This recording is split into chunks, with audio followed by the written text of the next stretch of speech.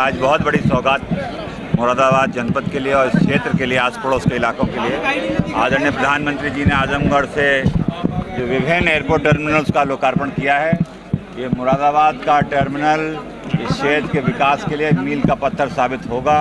147 एकड़ में ये जो एयरपोर्ट बना है और ये टर्मिनल बिल्डिंग 30 करोड़ की है, ये जनता के लिए समर्पित की जा रही है। और कनेक्टिविटी नागरिक उड्डयन मंत्रालय द्वारा जो उड़ान स्कीम है, उड़ान योजना, जो विभिन्न स्थानों में उत्तर प्रदेश के एयरपोर्ट्स बने हैं, श्रावस्ती, चित्रकूट, लखनऊ का एक नया टर्मिनल, कानपुर और मुरादाबाद, बरेली, तमाम ऐसी जगह हैं जिसकी कभी कल्पना नहीं की गई थी, वो मोदी जी ने 10 साल में साकार करके दिखाया है।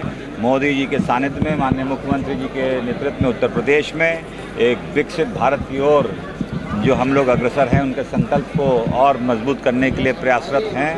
ये जो यहाँ की कनेक्टिविटी और ये एयरपोर्ट है, ये विकास, रोजगार के अवसर और इस रीजन के डेवलपमेंट के लिए एक माइलस्टोन होगा। धन्यवाद।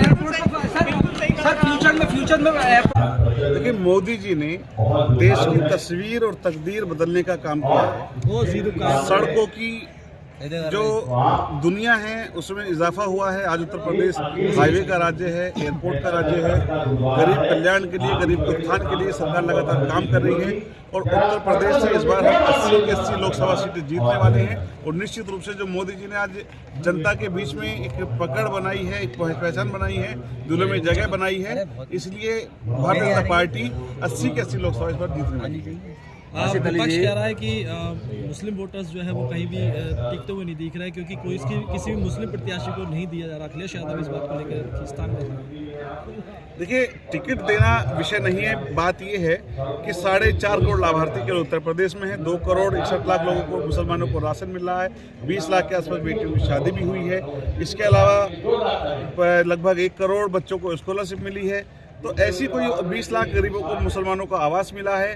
तो ये प्रधानमंत्री की गरीब कल्याण की नीति है। गरीब का साथ और गरीब का विश्वास भारतीय जनता पार्टी के साथ जुड़ा है। अंत्योदय की भावना के साथ पार्टी काम कर रही है। तो आज आम मुसलमान, गरीब मुसलमान भारतीय जनता पार्टी के साथ आया है।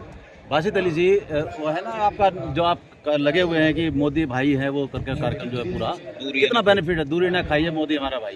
पूरे उत्तर प्रदेश के अंदर उर्दू में जो पोस्टर लगे हैं, करोड़ों लोगों की भाषा उर्दू है और उर्दू से एक मुसलमानों का खास अपनी तो रहता है, अपनी भाषा मानते हैं। इसलिए ना दूरी है ना खाई है, मोदी हमारा भाई है। पूरे प्रदेश भर में होर्डिंग लगे हैं। ये एक तरह का प्रचार है, जोड़ने की भावना के साथ हम गली गली, हर मोहल्ले, हर आदमी तक पहुँचे और उस तक पहुँचे जहाँ तक हमारी बात नहीं पहुँची थी। ये उसका प्रयास है।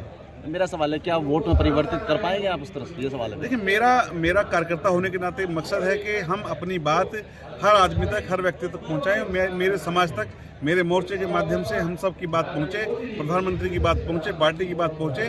क्योंकि जब तक हम पहुंचेंगे नहीं तो लोग जुड़ेंगे नहीं। हम जुड़ने का काम कर रहे हैं मुरादाबाद के लिए कि हमारे मुरादाबाद जनपद में हवाई अड्डे का संचालन हो रहा है, जहाँ पर लोगों को बड़ी सुविधा मिलेगी।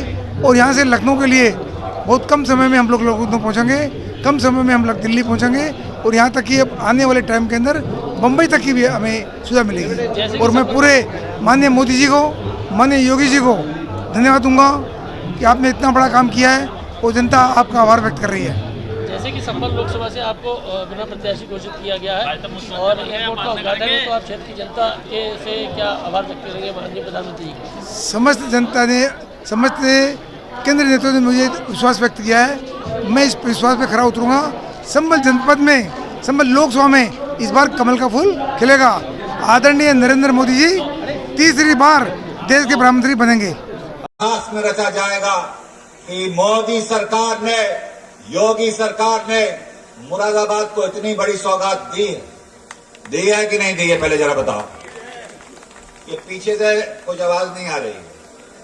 ये जो एयरपोर्ट है, आप समझ नहीं सकते कितना परिवर्तन लाएगा। और ये परिवर्तन जो 10 साल में केंद्र सरकार का और 7 साल में प्रदेश सरकार का दिखाई दे रहा है कि नहीं दे रहा है?